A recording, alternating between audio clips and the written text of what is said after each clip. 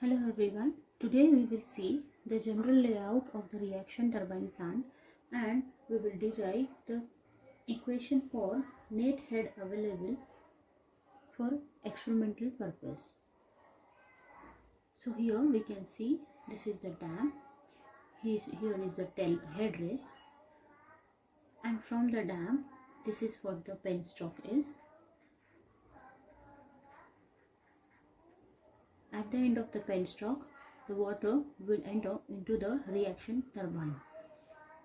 This is the generator to convert mechanical energy into the electrical energy. In a reaction turbine, as the pressure throughout the system is not constant, here at the exit the pressure may drop to negative pressure. So to allow it to come out of the turbine into the tail race, draft tube or a conical tube is used to convert the velocity head into the pressure head. So Hg is equal to gross head, which is the distance between the head race and the tail race. Hf is the frictional losses in a penstock.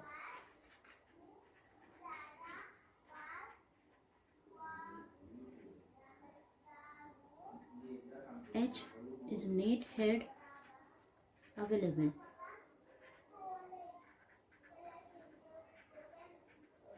At the entry of the reaction turbine. So here we can write this H is equal to Hg minus Hf. Also, let's say if we have this setup in the lab, experimentally there will be a gauge connected at the two positions. First one will be at this position, that is inlet to the reaction turbine. So let me draw this section 1 and the second will be at the exit of the draft tube. If the pressure gauges are connected at these two locations, from these pressure gauges we can find the net head available by using the total energy equation or Bernoulli's equation.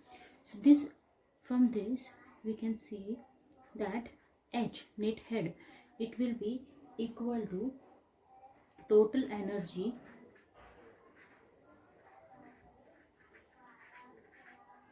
at inlet of reaction turbine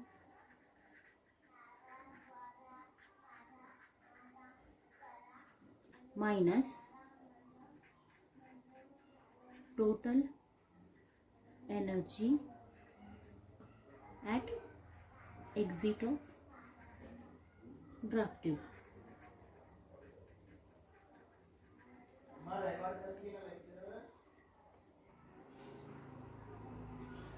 This total energy will be equal to P upon rho g plus V2 upon 2g plus Z1.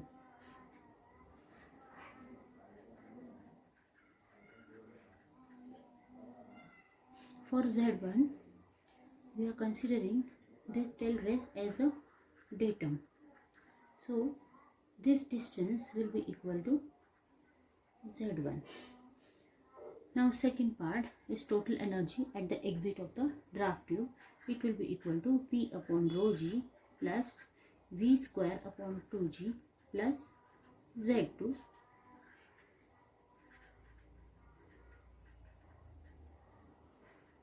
That means this distance is Z2. So by using this equation, we can find the net head available.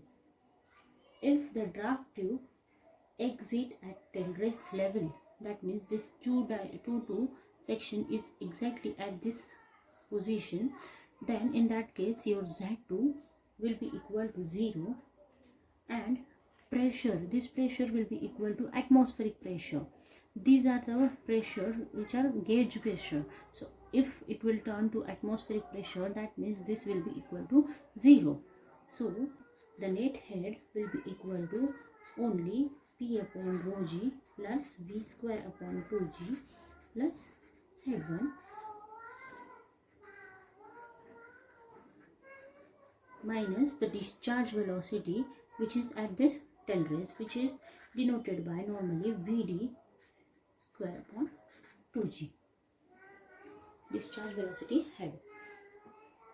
When we are neglecting this Vd, that is discharge velocity head, by considering that the velocity over here will be completely converted into a pressure head, atmospheric pressure head, then the equation will be equal to P upon rho g plus V square upon 2g plus Z, when all velocity head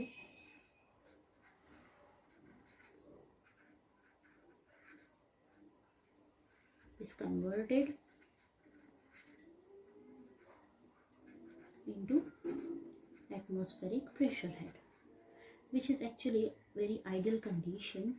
It is not at all possible, because for the flow of water there will be definitely some velocity needed, but this is ideal condition. That means we are considering that whatever the velocity available over here, it will be completely converted into a pressure head. That means towards the atmospheric pressure. We have already seen how to find the net head experimentally, but now for designing purpose we will need to find the theoretical head available. This is what the reaction turbine is, with the draft tube. This is the penstock. At the exit of the penstock, the head at this position will be H. This H will be, this H or head will be converted partially into a work head in this reaction turbine, and remaining will be thrown outside. So here in a reaction turbine it will be converted into a work head, but not complete conversion will be there, and remaining will be thrown through this draft tube. So at the exit of the reaction turbine, it will be having a discharge head, which will be in terms of V2 square by 2g. That means exit velocity of the turbine, and with that velocity, whatever the head is, that will be the head at, which will be the part of this total head. This head is going to convert into a pressure through this draft tube. So from here we can write that net head is equal to work head plus discharge head.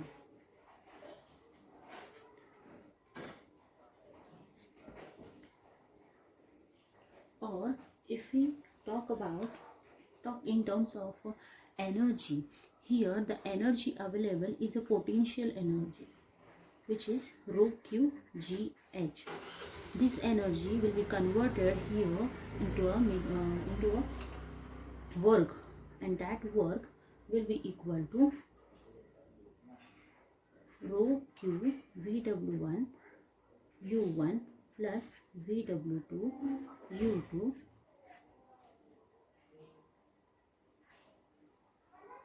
and the remaining energy will be a kinetic energy at this position. So that kinetic energy will be equal to 1 by 2 rho q v2 square. V2 is the exit velocity of the turbine. So from here, if we rearrange this equation for H, we will get H is equal to this rho q, and this rho q will get cancelled, and this g will be towards this denominator, and we will get vw1 u1 plus vw2 u2 upon g plus v2 square upon 2g. So you can see here, this is the work head and this is what the discharge head is. So theoretically, for designing of the turbine, we may need this equation to find the net head available. Let's see a small numerical based on this. An experimental inward flow reaction turbine rotates at 350 rpm. So given is N is equal to 370 rpm. Wheel vanes are radial at inlet and outlet. This means for inlet theta is 90 degree and for outlet beta is 90 degree. This means VW2 is equal to 0 and the inner diameter of the wheel is half of the outer diameter. That means D2 it is equal to 1 by 2 T1. The constant flow in a wheel is 2 meter per second. This means that Vf1 is equal to Vf2. It is given as 2 meter per second. Water enters the wheel at an angle of 30 degree to the tangent to the wheel at inlet. This means that alpha is given to you as 30 degree. The breadth of the wheel at the inlet is 75 mm. So B1 is also given to us as 75 mm and area of the flow blocked by the vane is 5% of the gross area of the flow at inlet. This means that area of the flow, whatever the area of the flow, total area of the flow, it will be equal to 1 minus 0.505, that means 5% of the total gross area, that means pi d1 b1. Draw the inlet and velocity triangle for the turbine and find H vane angle at outlet. Find H vane angle at outlet means phi, D1 and D2, theoretical power and overall efficiency. For that again mechanical efficiency is given as 87%. Let's draw the velocity triangles for this given question. So as per the question we can see here theta is 90 degree and beta is also 90 degree. So this is what the outlet triangle will be. If beta is 90 degree, that means F2 equal to V2, VW2 is equal to 0, this is total is U2, this is VR2 and this will be the phi. This is outlet velocity triangle. For inlet velocity triangle,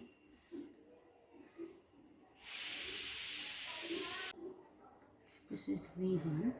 If theta is 90 degree, that means VR1 equal to VF1. This will be U1 and VW1. Both will be equal.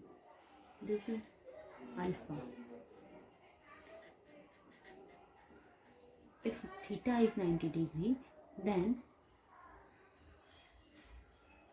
VR1 equal to VF1 and our velocity, inlet velocity triangle will be like this. And beta is 90 degree, that means VW2 is 0, then the velocity triangle will be like this. Now let's solve for net head available. Now here, net head available we can find from equation VW1 u1 upon g plus v2 square upon 2g. Net head is equal to work head plus discharge head. Here work head we have reduced to Vw1 u1 by g as Vw2 is equal to 0. Now we can see here we don't know Vw1 u1 and but we know v2 as Vf2 equal to v2, and we know very well that Vf1 is equal to v2 is equal to 2 meters. So v2 is also equal to 2 meters. So that first target is to find Vw1 and u1. For that we can use the velocity triangle as alpha is known to us and Vf1 is also known to us. So by sin alpha Vf1 by tan alpha Vf1 by Vw1. Alpha is also given to us as 30 degree. So from here we can write it as tan theta is equal to 2 by Vw1, and from here we can find Vw1 is equal to 3.464 meter per second. Also from the velocity triangle we can see here u1 and Vw1 is same, so this value is also equal to u1. Now simply put these values in equation of head. So h will be equal to 3.464 into again 3.464 divided by 9.81 plus v2 is equal to 2. So 2 square by 2 into 9.81. After solving we will get the value of h is equal to 1.427 meter. Now the next which is asked in the question is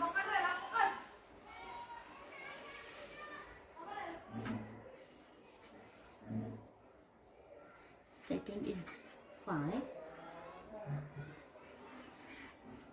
third one is diameters, next one is power, and then efficiency. So the next thing is to find phi. To find phi we have already know Vf2 but we don't know u2. So to find u2 we must know these diameters. As u1 is known to us, pi d1 n upon 60. So we can find from here d1, that is u1 is 3.464. This will be equal to pi into d1 into rpm is given as 370 divided by 60. From here we will get d1 equal to 0.1788 meter. Also the relation is given that d1 is d2 is half of the d1. So from here we can find d2 is equal to 0.0894 meter. Once we have found the d2, we can again find u2 is equal to pi d2 n upon 60. By putting the value of d2 in this equation, we will get u2 is equal to 1.732 meter per second. Now as we know u2, so we can apply tan phi is equal to Vf2 upon u2. Vf2 is 2 and u2 is 1.732. So from here we will get phi is equal to 49.1 degree. We have already found D1 and D2, so next is to find power. This power developed will be equal to rho Q VW1 U1 plus VW2 U2, but VW2 is 0, so we will get the formula only rho Q into VW1 U1. VW1 and U1 we have already found over here, but we don't know Q yet, so we can find Q